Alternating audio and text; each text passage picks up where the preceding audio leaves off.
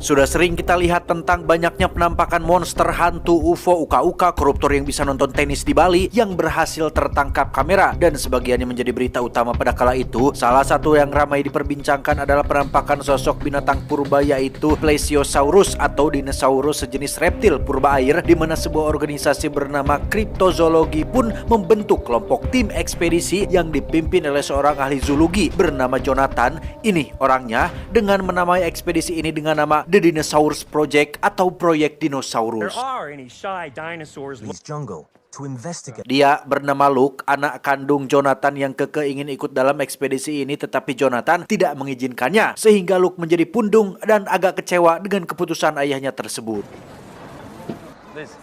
Ekspedisi ini sendiri berlokasi di Kongo yang merupakan negara Afrika bagian tengah yang menjadi tempat ditemukannya penampakan reptil purba air yang kita lihat tadi. Dan mari saya perkenalkan Anda dengan satu persatu anggota tim yang akan ikut. Ada Charlie yang merupakan asisten Jonathan, lalu ada Liz, sang ahli medis yang siap mengobati apabila ada yang terluka. Kemudian ada kru TV yang terdiri dari kameramen dan boomer yang akan mendokumentasikan seluruh perjalanan dalam proyek dinosaurus ini. Tiba di Kongo, Luke diminta untuk tetap tinggal di hotel sampai tantenya datang menjemput karena selama ekspedisi ini Luke sudah dititipkan kepada tantenya. Namun di situ lagi-lagi terlibat perdebatan kecil ketika Jonathan menolak permintaan Luke untuk ikut ekspedisi ini karena sekali lagi bukan tidak mau dan tidak sayang, tetapi ekspedisi ini bisa menjadi sangat berbahaya dan yang Jonathan khawatirkan hanyalah keselamatan Luke, putranya seorang. Dan inilah anak yang pundungan. Loh, dan inilah The Dinosaurs Project. Setibanya di lapangan udara, mereka bertemu dengan seorang wanita lokal bernama Amara yang akan menjadi guide atau penunjuk jalan karena hutan ini sendiri sangat luas dan lokasi yang akan mereka tuju berada tepat di tengah-tengah hutan belantara yang sangat jarang sekali dikunjungi oleh para wisatawan. Menggunakan helikopter, Jonathan dan tim terlihat sudah berada dalam penerbangan menuju titik yang dituju. Namun alangkah terkejutnya Jonathan saat mengetahui jika Luke, putranya, diam-diam ikut bersembunyi di ruangan bagasi. Entah bagaimana caranya dia bisa ada di sana, tetapi sang pilot tidak bisa putar balik karena bahan bakarnya tidak akan cukup. Yang di sini lagi-lagi sang ayah membentak dan memerahi Luke yang keras kepala untuk ikut dalam ekspedisi ini. Sebagai generasi milenial, Luke memiliki beberapa perangkat kamera GoPro yang sengaja dia bawa untuk merekam semua aktivitas, di mana saat helikopter terbang tepat di atas desa kecil tradisional yang masih primitif, muncullah beberapa binatang terbang yang tidak mirip seperti burung, yang ketika binatang-binatang itu mendekat, tiba-tiba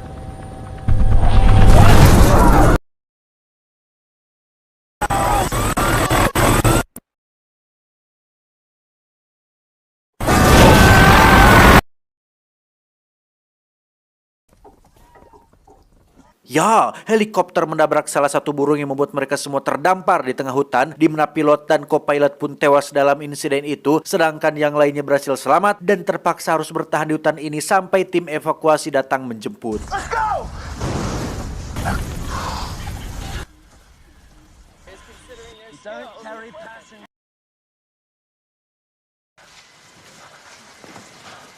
Tiba di desa tradisional, mereka tidak melihat satu orang pun yang tinggal di sana, yang karena hari sebentar lagi gelap, Jonathan dan kawan-kawan memutuskan untuk tinggal di salah satu gubuk yang ada di sana. Disinilah Luke memberikan sedikit kontribusi ketika dia membawa kamera sensor gerak yang bisa merekam secara otomatis apabila ada pergerakan di luar sana. Stok makanan pun lebih dari cukup untuk mereka bisa bertahan selama beberapa hari, sehingga untuk sementara waktu semuanya masih aman terkendali.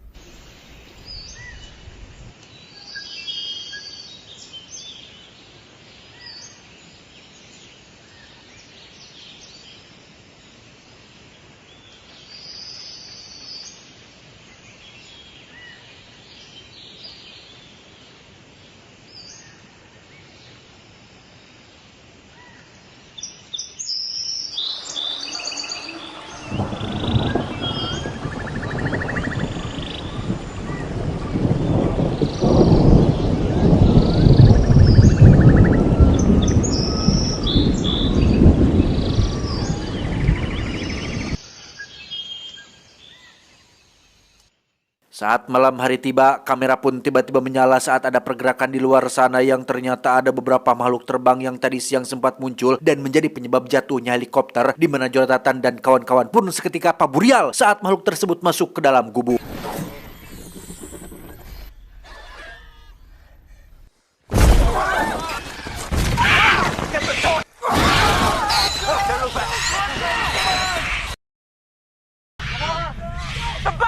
Mereka semua pun kabur ke tepi sungai dan naik ke atas perahu milik penduduk desa. Beruntung makhluk itu tidak mengejar, sehingga mau tidak mau mereka semua harus bertahan di atas perahu tersebut.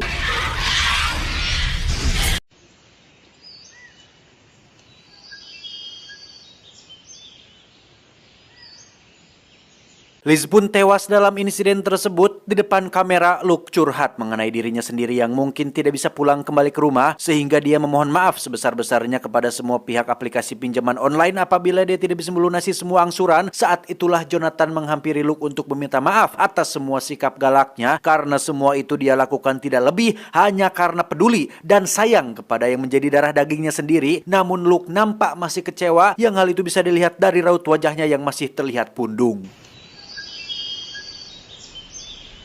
Saat itulah mereka melihat ada pergerakan di antara semak-semak disusul dengan sesuatu yang menabrak perahu mereka, sehingga Jonathan dan kawan-kawan terpaksa melipir dulu untuk membetulkan satu perahu yang bocor.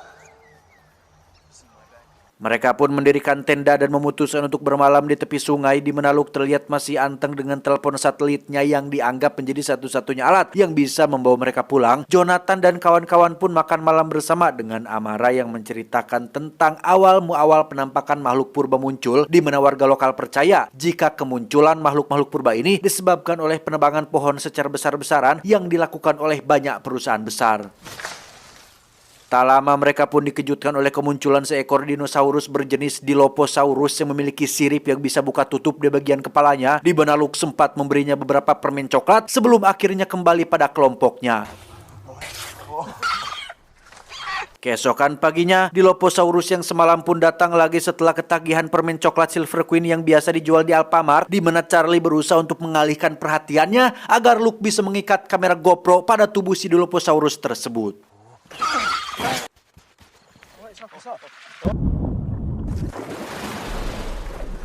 Mereka semua benar-benar sangat terkesan saat melihat si Dilophosaurus ini mampu berenang dan menyelam di dalam air, yang setelah beberapa saat terus memantau, akhirnya ditemukanlah sebuah goa yang menjadi jalan masuk dan keluar para dinosaurus ini. Namun karena jarak yang terlalu jauh, kamera pun seketika mati akibat transmisi atau sinyal yang tidak terjangkau. Terjadi sedikit perdebatan antara Charlie dan Jonathan. Charlie sangat berambisi untuk terus melanjutkan ekspedisi ini dan mendukung Luke yang sama-sama penasaran dengan kemana perginya para Dilophosaurus tersebut. Sedangkan Jonathan yang menjadi pimpinan ekspedisi justru ingin segera alias pulang, karena meskipun proyek ini sangat penting, namun keselamatan Luke putranya jauh lebih penting. Pun sama dengan Amara yang merasa bahwa apabila ekspedisi ini terus dilanjutkan, hanya akan menjadi bencana untuk mereka semua. Pada akhirnya mereka semua pun sepakat untuk pulang. Jonathan dan yang lain berada di perahu paling depan, sementara Luke dan Charlie berada di perahu belakang. Setelah jaringan terjangkau, mereka kembali memantau pergerakan si Dilophosaurus hingga keduanya melihat ada emaknya Dilophosaurus yang berukuran sangat besar, sehingga mereka semakin penasaran dan yakin bahwa gua tersebutlah satu-satunya jalan masuk untuk mereka bisa melihat sendiri tentang apa yang menjadi tujuan dari ekspedisi ini.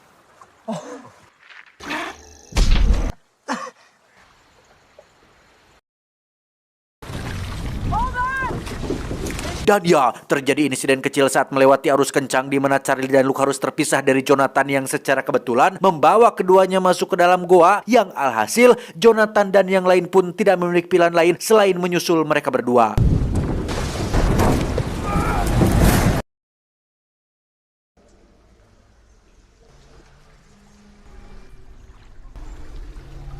Ternyata ada sebuah sungai kecil yang terhimpit oleh tebing bebatuan. Sungguh indah dan menawan ciptaan Tuhan. Tak lama muncullah Jonathan dan kawan-kawan yang berhasil menyusul, yang ketika mereka sedang akan mencari daratan, tiba-tiba Ya, satu kameramen TV pun tewas dilahap oleh dinosaurus air, di mana Luke dan Charlie sendiri lebih dulu sampai di daratan dengan Charlie yang terus berjalan ke dalam hutan tanpa menunggu yang lainnya. Karena tak ingin sendirian, Luke dengan terpaksa terus mengikuti Charlie hingga sampai di sebuah lokasi yang terdapat lubang guanya. Charlie pun sekonyong-konyong mendorong Luke jatuh ke dalam gua tersebut sesaat setelah telepon satelitnya sudah berada di genggamannya.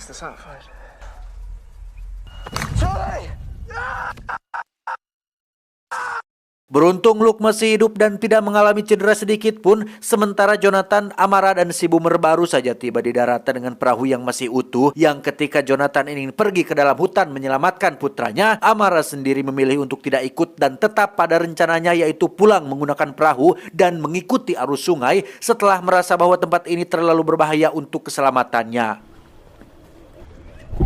Kembali ke Luke yang masih sendirian dan hanya bisa berbicara dengan kameranya, dia pun dikejutkan oleh kemunculan Dilophosaurus yang kemarin dia kasih makan, yang ketika Luke melihat ada sesuatu yang bergerak di balik semak-semak, dia pun mencoba mencari tahu dan...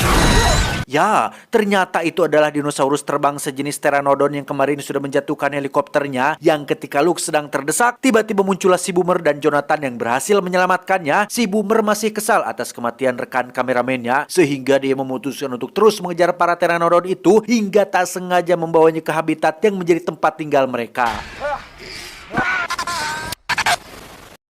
Si Boomer mati, Luke dan Jonathan terus menyusuri hutan hingga sampai di sebuah lembah yang tak pernah mereka lihat sebelumnya, dan tak lama terjadi longsor batu yang membuat ayahnya harus ngagulantung tepat di tepi jurang, yang rupanya longsor itu bukanlah longsor alami, melainkan dibuat oleh si Charlie yang sengaja ingin mencelakai mereka berdua, sehingga Jonathan harus tewas jatuh dari tebing setelah dirinya tak bisa bertahan.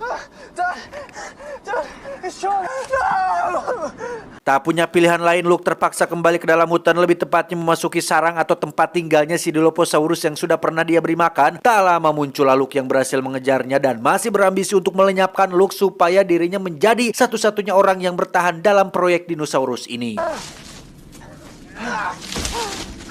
Saat itulah muncul si Dilophosaurus yang datang hanya untuk meludahi Luke dan pergi begitu saja tanpa minta maaf dan permisi. Awalnya Luke merasa tersinggung dengan sikap si dinosaurus yang tidak memiliki sopan santun dan tata krama, tapi tak lama Luke akhirnya mengerti bahwa tujuan si Dilopho meludahinya adalah agar emaknya si Dilopho ini menganggap bahwa Luke adalah teman dari anaknya.